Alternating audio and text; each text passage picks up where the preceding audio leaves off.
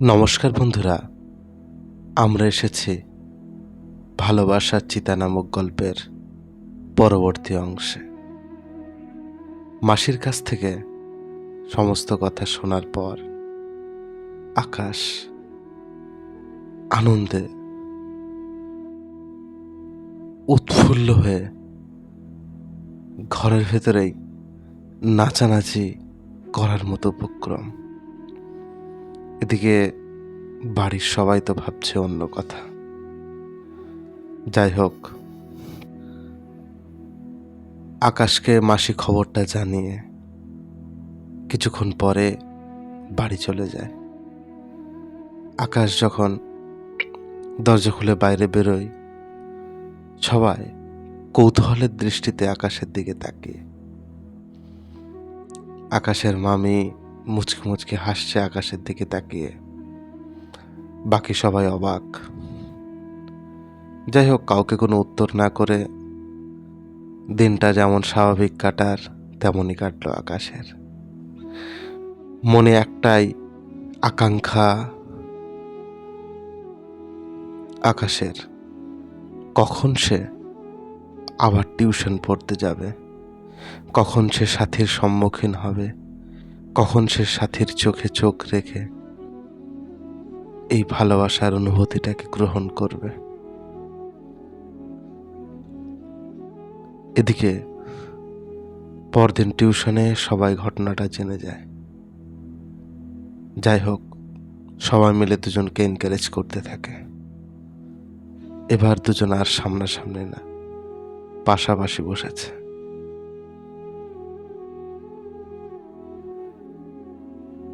যেহেতু শিক্ষক মহাশয় আকাশের দাদু ছিল, সম্পর্কের ব্যাপারটা সেও আজ করতে পেরেছিল। যাই হোক, টিউশন শেষ করে দুজনের কথোপকথন এক নিষ্পাপ প্রেমের ভাবালাপ। আকাশ জিজ্ঞাসা করছে, কি হলো, তুমি তো না বলেছিলে, তাহলে হঠাৎ আবার হ্যাঁ বললে? সাথী বলল, জানি না কেন বারবার নিজেকে অপরাধী মনে হচ্ছিল তোমাকে কষ্ট দেওয়া জীবনের সবচেয়ে বড় ভুল হবে। আর তোমার চোখের থেকে পড়া সেই জল আমি দেখতে পারিনি। নিজের অজান্তেই নিজের মনে তোমার জন্য জায়গা তৈরি হয়ে গেছে। দুজন দুজনের সাথে এমনভাবে কথা বলে হাঁটতে থাকে রাস্তা দিয়ে। দুজনের আবেগ, অনুভূতি, ভালোবাসা অনেকটাই বেড়ে গেছে। রাস্তা দিয়ে যাচ্ছে আকাশ, সাথী, মাসি আছে পেছনে, আর সামনে হাঁটছে উজ্জ্বল, আর একজন বান্ধবী ছিল। সাথীদের বাড়ির পাশেই তার বাড়ি ছিল। যাই হোক, উজ্জ্বলের সাথে তার খুব ভালো সম্পর্ক ছিল, তথা বলা যেতে পারে ভালোবাসা বা ভালো লাগার একটা সম্পর্ক ছিল। তো উজ্জ্বল আসছে সামনে, আকাশ আর সাথী পেছনে, তার পেছনে মাসি। রোজ পড়া শেষে তারা এইভাবেই গল্প করতে করতে বাড়ি যেত। আকাশ সাথীর সাথে কথা বলতে বলতে তার গ্রামের মোড় পর্যন্ত, অর্থাৎ তরঙ্গহাটি গ্রাম থেকে সাথীর গ্রাম মোড়লডাঙ্গা পর্যন্ত তারা সকলেই একসাথেই যেত। মাঝে মাঝে রাস্তার ধারে একটু পুকুর পাড়ে চাঁদনি রাত্রে বসে তারা কিছু সময় কাটাতো। তারপরে আবার যে যার মতো বাড়ি ফিরে যেত। খুব সুখে শান্তিতে তথা বিশ্বাসের ওপরেই তাদের এই ভালোবাসা টিকতে থাকে। এই ভালোবাসা এক অদ্ভুত পবিত্র ভালোবাসা, যার মধ্যে এক বিন্দু মাত্র কোনো খাদ ছিল না। দুজন দুজনের দিকে তাকিয়ে দুজন দুজনের হাত ধরে এক দৃঢ় শপথ, দৃঢ় সংকল্প নিয়ে পথ চলা। বহু স্বপ্ন ছিল আকাশের চোখে, একদিন সে প্রতিষ্ঠিত হবে। সাথীরও স্বপ্ন ছিল সে আকাশের হাত ধরে সারাটা জীবন এইভাবে কাটিয়ে দেবে। এইভাবেই সম্পর্ক খুব সুন্দরভাবে চলতে থাকে। তবে সবকিছুর একটা শেষ আছে। একটা প্রবাদ আছে, দ্বন্দ্ব ছাড়া নাটক সম্পন্ন হয় না। প্রত্যেক সম্পর্কে দ্বন্দ্ব থাকেই। এমন সময় আসলো, সেই দিন, দ্বন্দ্বের দিন। কথোপকথন করতে করতে জানা যায় সাথীর অতীতের কথা। সে কথা শুনে আকাশ কোনো মন্তব্য করেনি। আকাশ একটাই কথা বলেছিল, আমি তোমাকে ভালোবাসি। ভালোবাসা মানে এই না যে ভালোবাসার মানুষটিকে তার অতীতের কথা মনে করে কষ্ট দেওয়া। ভালোবাসা এটাই যে তার অতীতকে ভুলিয়ে তাকে নিজের ভবিষ্যৎ করে নেওয়া। সাথী আকাশের কথায় খুব আনন্দ পেত এবং তার এই চিন্তা ভাবনাগুলোকে সে সাধুবাদ জানাতো সর্বদাই। এভাবেই চলতে চলতে হঠাৎ সেদিন আসলো, আকাশের বার চলে যাওয়ার দিন। সামনে পরীক্ষা, মাত্র 1 সপ্তাহ বাকি। এদিককার পড়াশোনা শেষ করে সমস্ত টিচারদের কাছে ফেয়ারওয়েল হয়ে গেছে বা বিদায় বেলা হয়ে গেছে। এবার ইংরাজি শিক্ষকের কাছে ফেয়ারওয়েল বা বিদায়। সে ফেয়ারওয়েল দিন এক বিস্ময়কর ঘটনা ঘটল। সমস্ত অনুষ্ঠান শেষ, সাথী ব্যাগের থেকে কিছু একটা প্যাকেট বার করছে। সবাই চমকে গেল। ফেয়ারওয়েলের অনুষ্ঠান শেষ করে সবাই রাস্তার ধারে দাঁড়িয়ে, তার মধ্যে সাথী আকাশের দেওয়া সেই চিঠি, সেই উপহারগুলোকে বার করে আকাশের হাতে দিয়ে বলল, আমরা এই সম্পর্কটাকে এগোতে পারবো না, এখানেই আমাদের সম্পর্ক শেষ করতে হবে, পারলে আমাকে ভুলে যাও। সবাই হতভম্ব হয়ে গেল। আকাশের মাথায় তখন বজ্রাঘাত, হৃদয় তখন তার ভেঙে চৌচির। সবাই সাথীকে জোর করে চেপে ধরে প্রশ্ন করতে লাগলো। আকাশ তখন নিথর সেগুলোকে ধরে দাঁড়িয়ে। আকাশের মুখ দিয়ে কোনো কথা বেরোচ্ছে না, শুধু টপ টপ টপ টপ করে জলের ফোঁটা পড়ছে মাটিতে। সাথী তখন হাউমাউ করে কেঁদে ফেলল।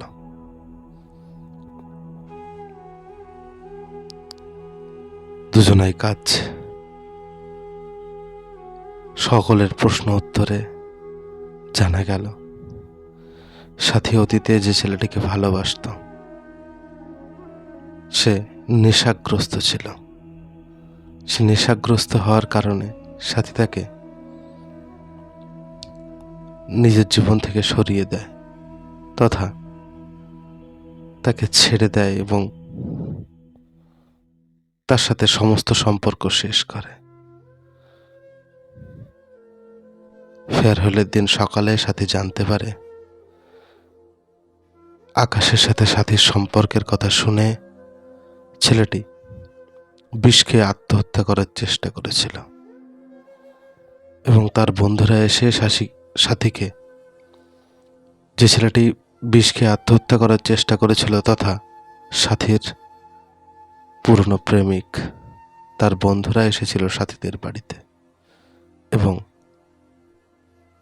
বাড়িতে এসে হুমকি দিয়ে গেছে সাথী যদি সেই ছেলেটার কাছে ফিরে না যায় তাহলে ভীষণভাবে অশান্তি করবে এবং থানায় কেস করবে সাথীর নামে। সাথী কথাটা শুনে ভীষণভাবে ভয় পেয়ে যায় এবং তার কোনো উপায় থাকে না। এমতো একটা অবস্থায় আকাশ ভীষণভাবে ভেঙে পড়েছে তার চোখ থেকে টপ টপ করে জল পড়ছে। সবাই তখন সাথীর মনটা অবস্থাটা বুঝতে পারে। হয়তো সেখানে সাথীর কোনো দোষ ছিল না, দোষ আকাশেরও কোনো ছিল না, দোষ ছিল সময়ের। আর মানুষটা এমন একজন মানুষকে ভালোবাসলো যে এমন একটা পরিস্থিতি তৈরি করলো, যে পরিস্থিতি থেকে বেরিয়ে আসা খুব কষ্টের। সাথী যখন আকাশের হাতে এই জিনিসগুলো দিল আর বলল, এগুলোকে ফিরিয়ে নাও আর আমাকে ভুলে যাও, আকাশের হৃদয় তখন যন্ত্রণায় ছটফট করছে।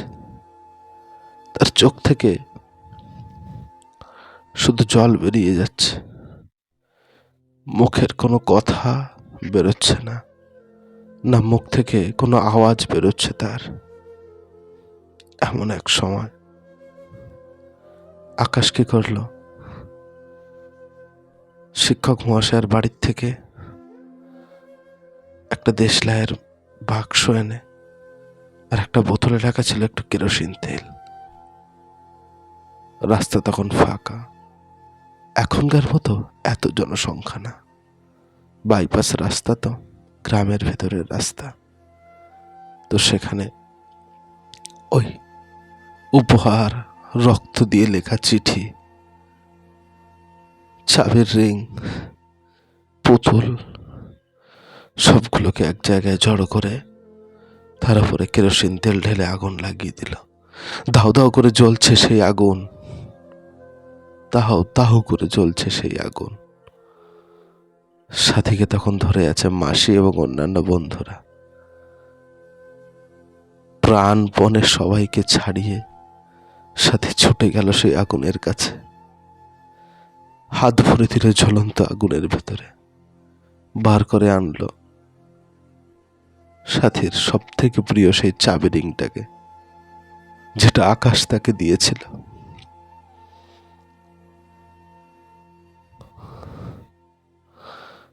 আগুন চলছে ধাও ধাও করে, চাবি রিংটাকে যেভাবে হোক বার করে সবাই সাথীকে আগুনের কাছ থেকে টেনে আনলো।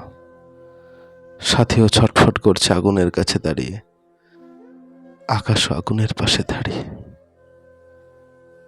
চোখের সামনে জ্বলতে জ্বলতে ভালোবাসা চিতা হয়ে গেল। আকাশ কোনো কথা বলতে পারছে না, তার চোখ থেকে জল টপ টপ করে পড়ছে সেই আগুনের উপরে। হয়তো সেদিন সাথী আর আকাশের চোখের জলেই সেই আগুন নিভেছিল। ভালোবাসার আগুন তথা ভালোবাসার চিতা সেদিন চোখের জলে ঠান্ডা হয়েছিল।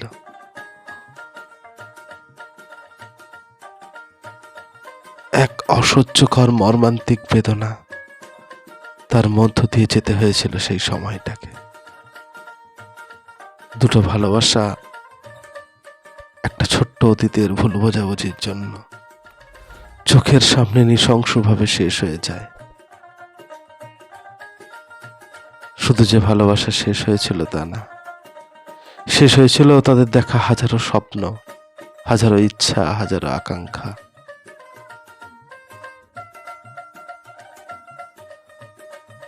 শেষ হয়েছিল সাময়িক পরীক্ষার আগ মুহূর্তে দুজনকার কেরিয়ার। যাই হোক, সর্বোপরি সে ভালোবাসা আজও অমর। ভালোবাসার মানুষগুলো হয়তো এখন আলাদা আলাদা জায়গায়, আলাদা আলাদা অবস্থানে, তবে ভালোবাসাটা আজও মরেনি। হয়তো চিতা ছাই হয়েছে স্মৃতির, কিন্তু রয়ে গেছে দেখা সেই ছোট্ট ছোট্ট স্বপ্নগুলো।